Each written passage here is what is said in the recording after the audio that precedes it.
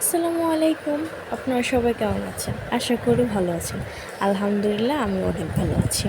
আমি কাউকে এখানে রান্না শেখাতে আসি নাই। আমি জাস্ট এখানে যা রান্না করি তা আপলোড দিই। আমি এখানে রান্না করব ডাঁটা শাক। ডাঁটা শাক কার কার পছন্দ অবশ্যই বলবেন। আমি প্রথমে কড়াই গরম করে এটার মধ্যে সরিষার তেল দিয়ে দিলাম। পেঁয়াজ কুচি, কাঁচামরিচ কুচি দিয়ে এখন একটু ভেজে নেব। হালকা ভাজবো, বেশি ভাজবো না।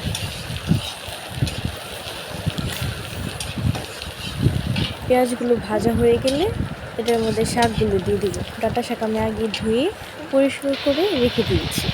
এবং ডাঁটা শাকগুলো দিয়ে দেব, পরিমাণ মতো লবণ দিয়ে দিব। এখন আর কি বাস নাড়াচাড়া করব, শাক ভাজি হলে নামিয়ে নেব। অনেকে অনেকভাবে শাক ভাজি করেন, আমি এভাবেই রান্না করি। যখন সময় কম থাকে শর্টকাটভাবে রান্না করি।